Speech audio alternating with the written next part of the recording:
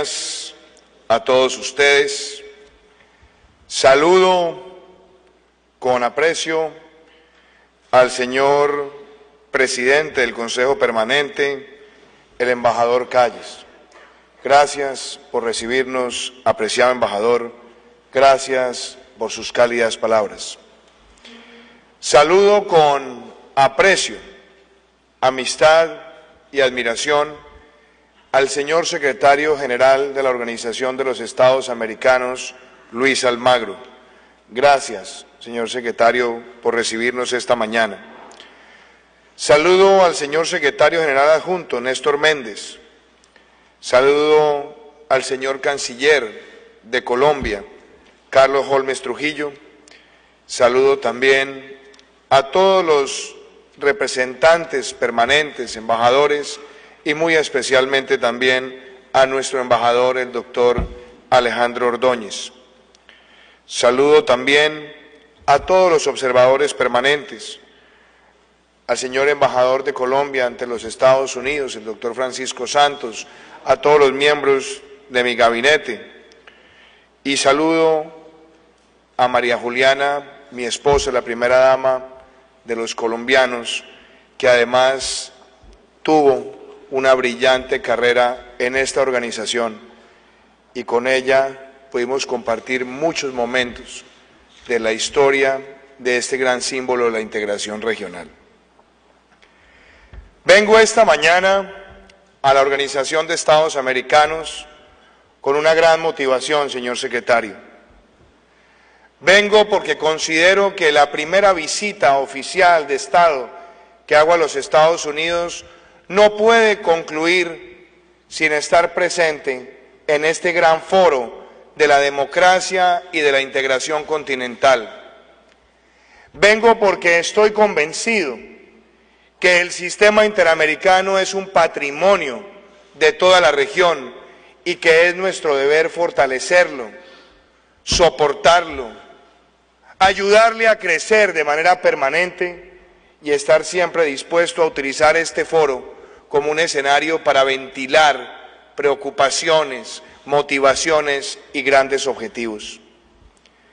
Es en ese sentido que como presidente de Colombia me llena de orgullo recordar que hace 71 años se estaba preparando en la ciudad de Bogotá lo que sería el nacimiento de esta organización. Me llena también de orgullo recordar que fue en la capital colombiana donde se inició la construcción y se finiquitó la carta fundacional de esta organización, al igual que la primera gran declaración sobre los derechos y los deberes en el hemisferio. ¿Cómo no recordar hoy esa egregia figura de Alberto Lleras Camargo, ese colombiano demócrata integral, enamorado de la integración, creyente en la paz, que ayudó a forjar esas etapas embrionarias de lo que hoy consideramos es un gran patrimonio de todos? ¿Cómo no recordar que es esta misma organización la que le dio vida al Pacto de San José y que le dio además la capacidad estructural a un sistema interamericano de derechos humanos que nos permite a todos reconocer que no existen ningún tipo de opresiones tolerables, que existen fronteras que están claramente definidas para todo aquel que ostenta el poder y que nuestros países, aún en los momentos más difíciles y adversos, estuvieron siempre dispuestos en hacer del sistema interamericano de derechos humanos el mejor y el más eficiente mecanismo para tutelar los derechos de los ciudadanos. ¿Cómo no recordar hoy esa Carta Interamericana democrática que nació en el 2001 y que fue producto de un trabajo que se inició con el Compromiso de Santiago, o que siguió también el camino de la Cláusula de Quebec, o inclusive la Carta de Managua, mostrando que esta organización va evolucionando permanentemente hasta consolidar sus grandes instrumentos. Y cómo no reconocer en esta organización que fue pionera en las primeras declaraciones continentales de lucha y rechazo contra la corrupción, que fue pionera en desarrollar instrumentos taxativos contundentes para rechazar el fenómeno del terrorismo. Venir a la OEA es reconocer que aquí tenemos un foro donde Latinoamérica ventila sus preocupaciones y diferencias, pero también en este foro se encuentran importantes soluciones. Quizás por eso, cuando nosotros pensamos en ese mes de abril de 1948, a la luz de estos 71 años, tenemos también que reconocer que algunos que han visto la fortaleza del sistema han tratado de desafiarlo o de debilitarlo o de quitarle la capacidad sonora, motiva, operacional, logística y presencial que ha permitido también hacer grandes transformaciones en el terreno de nuestros países. Hoy creo que vale la pena hacer un señalamiento sin ninguna duda, y es que muchos han tratado acudiendo a la demagogia o, lo que es aún más grave, a la ideologización de la política exterior. Quizás por eso algunos promovieron instrumentos que al comienzo sonaban bastante inofensivos simplemente para propiciar integraciones subregionales. Pero no nos digamos mentiras. Instrumentos como UNASUR, que fueron presentados con toda candidez y con tanta emoción, terminaron siendo manejados por detrás por los que querían sepultar la integración interamericana y querer ideologizar la región, fracturándola para amenazar los criterios fundacionales de la Carta Primigenia de la OEA. Es en ese sentido que hoy nos hemos dado cuenta de la realidad, que nos dimos cuenta que esa organización fue construida para legitimar la dictadura, para legitimar la obstrucción de los poderes, el aniquilamiento de la prensa independiente y, lo que es aún más lamentable, la pauperización de un país pujante.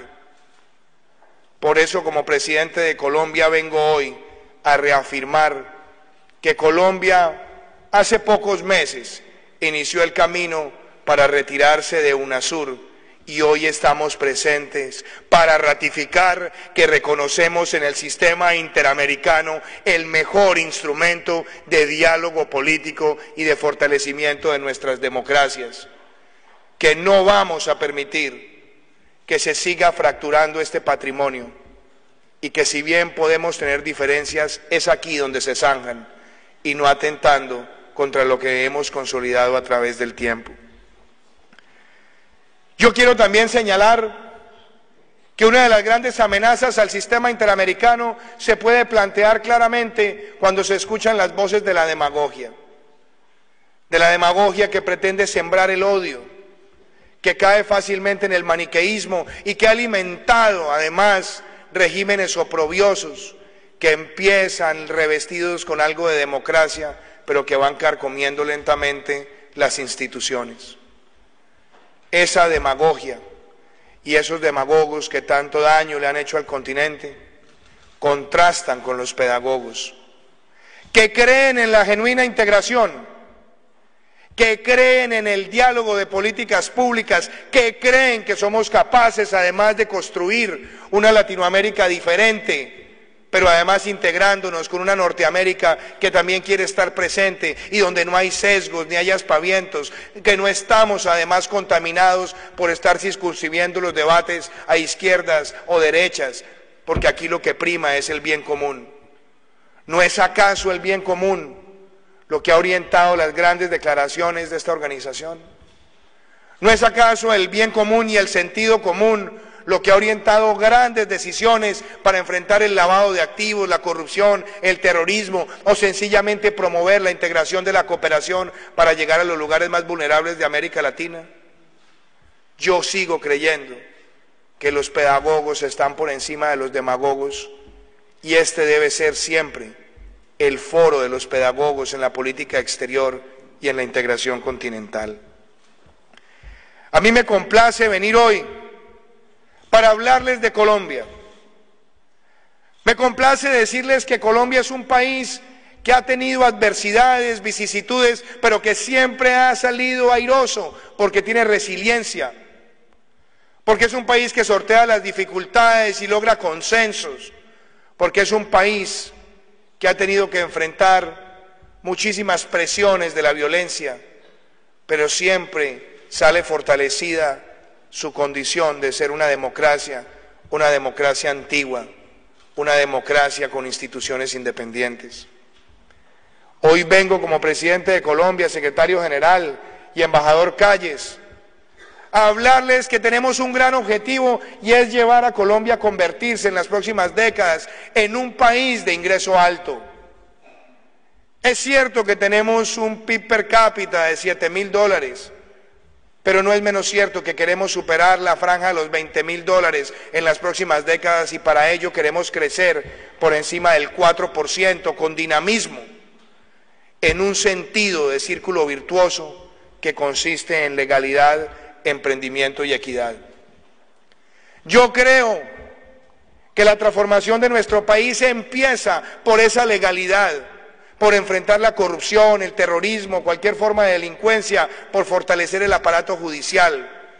Y creo que el mejor complemento a esa legalidad es el emprendimiento, porque ningún país progresa si no tiene un sector privado vibrante, pero al mismo tiempo con sentido social, o como lo dice nuestra propia Constitución, reconociendo el sentido social de la empresa.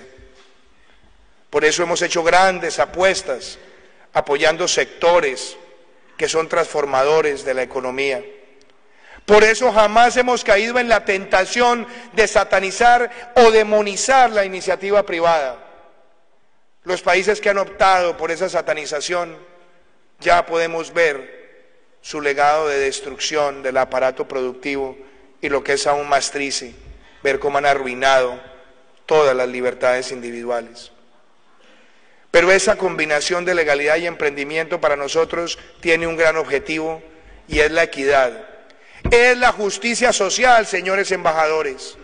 Nuestro objetivo es sacar más de 3.4 millones de personas de la pobreza y 1.5 millones de la pobreza extrema y consolidar en el 2022 la menor tasa de desempleo en los últimos 30 años en Colombia. En hacer de la educación un vehículo para esa transformación individual y ya empezamos con el mayor presupuesto que se le haya asignado en la historia de nuestro país a la educación. Apuestas que tienen que ver con la alimentación escolar, con la llegada a los niños más vulnerables de la atención integral para la primera infancia, de trabajar con los pueblos indígenas, de mirar a los pueblos afrocolombianos, además como motores de cultura y de transformación innovadora. Todo esto hace parte de esa visión, legalidad más emprendimiento, igual equidad. Esas son nuestras apuestas. Pero yo no puedo dejar de hablar de mi país sin mencionar una tragedia que hoy agobia a América Latina. Porque Venezuela es nuestro país hermano y el futuro de Colombia también tiene que ver con el futuro de Venezuela. Porque tenemos además millones de colombianos que han estado en ese país construyendo su futuro, sus perspectivas de vida, que viajaron en el siglo XX buscando oportunidades. Porque también hemos tenido una fraternidad a prueba de cualquier dificultad.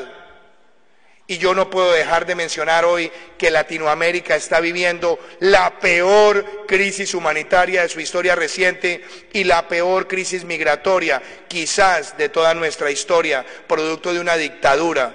Y estamos viendo hermanos cruzar la frontera con hambre, con frío en los huesos. Estamos viendo llegar personas buscando simplemente un alimento para poder zanjar sus necesidades famélicas. Eso amerita, señores embajadores, que hablemos las cosas con sinceridad. Colombia ha actuado con fraternidad. Colombia ha recibido más de 1.2 millones de hermanos venezolanos porque es nuestro deber moral, porque debemos ayudarlos en estas dificultades. Pero también debo ser claro, esas personas que han cruzado la frontera necesitan una luz de esperanza y una acción continental. Yo estoy convencido que denunciar los atropellos de esa dictadura es un deber a la luz del sistema interamericano, es un deber a la luz de la Carta Fundacional de la OEA, es un deber a la luz de la Carta Democrática. Como diría Martin Luther King, el silencio nos hace cómplices. Si guardamos silencio y si no actuamos, seremos los cómplices de los atropellos de esa horrenda dictadura. Y por esa razón es que Colombia ha asumido una tarea. Ha asumido la tarea de denunciar los atropellos de esa dictadura ante la Corte Penal Internacional y celebra además la actitud valerosa del secretario general Almagro de presentar un reporte detallado que ha permitido validar esas denuncias que hoy son respaldadas por más de 8 jefes de Estado de toda la región. Hoy además nos sentimos en la necesidad de seguir presentándole al mundo la urgencia de tener un cerco diplomático que aísle esa usurpación y esa dictadura. Y quiero valorar que esta organización ha estado a la altura de las circunstancias y ha sabido reconocer un proceso que tiene raíces constitucionales y que le ha otorgado a la Asamblea Nacional de Venezuela esa entidad de ser el único órgano democráticamente válido para proteger al pueblo venezolano. Y quiero también felicitar los esfuerzos que se han hecho para reconocer al presidente Guaidó como el gran protector del pueblo venezolano en estas dificultades. Esta urgencia, esta realidad, amerita que el cerco diplomático se afiance y se fortalezca, que se invite de manera clara a los miembros de las fuerzas militares de Venezuela a que le presten su lealtad a la Asamblea Nacional y al presidente Guaidó y que se les den las garantías para que dejen hablar al pueblo venezolano con tranquilidad y pronto llegue el fin de esta terrible etapa de violencia y persecución política. A mí me honra como presidente de Colombia decir que hemos trabajado con el Grupo de Lima y hemos trabajado al interior de la Organización de Estados Americanos y que seguiremos en esa dirección, que hoy no podemos flaquear, que hoy tenemos que asumir el reto con entereza y que hoy más que nunca tenemos que ser capaces de asumir que la diplomacia sin principios es hipocresía, que la diplomacia si no se ejerce para defender la Carta Democrática con contundencia y que si no se ejerce para defender la Carta Fundacional con contundencia, no estamos a la altura de lo que ha sido la creación del sistema interamericano. Por eso, secretario general Almagro, yo quiero hoy ante el Consejo Permanente decirle con claridad que Colombia se siente orgullosa de ver su trabajo y que Colombia avanzará en presentar su postulación para un nuevo periodo como secretario general de la Organización de Estados Americanos. La Secretaría General debe ser valerosa, nunca escondida en las oficinas. La Secretaría General debe estar presente en el territorio, sufriendo y conociendo las necesidades de los ciudadanos de la región. Y sentimos esa capacidad en usted, lo hemos visto actuar, y usted es merecedor de darle a Latinoamérica 5 años más de su liderazgo al frente de esta organización. Yo veo la Asamblea de la OEA, que vamos a celebrar en Medellín, como una gran oportunidad para reafirmar lo que queremos que sea esta organización, para ver una OEA moderna, cercana, que siga trabajando en las grandes declaraciones y políticas que permita orientar los diálogos para la formulación de políticas públicas, que nos permita soñar con ver ciudadanos que quieran llegar a ser miembros de esta organización, porque sienten que en esta organización se forman principios y se forman ideas de quienes van a liderar después nuestros países. Yo quiero que hoy, ante esta organización, el mundo entero y Latinoamérica sepa que vamos a estar a la altura de las circunstancias, que esto no es una discusión de cuánto podrá durar la usurpación. El cerco diplomático que se ha logrado contra esa dictadura es irreversible y como tal tenemos que estar a la altura de los ciudadanos que están saliendo a las calles viendo esa esperanza, para que esa esperanza no se amaine, sino por el contrario se fortalezca y que los días de la usurpación estén contados. A mí me honra profundamente dirigirme a ustedes, señores embajadores. A mí me honra que en este recinto, donde se escucharon las grandes voces de América Latina, en los momentos donde el latinoamericanismo estaba más vibrante que nunca, le demos un nuevo aire a esta organización de cara a esta asamblea que celebraremos en Colombia, pero sobre todo de cara a reconocer que esta organización ha sido fundamental en un cerco diplomático que esperamos lleve al fin de la horrible noche que ha afectado a Venezuela. Hace pocos minutos estaba en la oficina del secretario general y vi un libro encima de una mesa, un libro de Osvaldo Payá. Ese libro dice: la noche no será eterna. La noche de la dictadura en Venezuela no será eterna y ya le llegó su final. La noche de los que querían fracturar el sistema interamericano ya terminó. La noche de los que creían que un cerco diplomático no era posible para volverle a dar principios a la diplomacia regional ya terminó. Y ahora empieza un nuevo amanecer en el continente y estamos listos a trabajar por ello. Muchísimas gracias.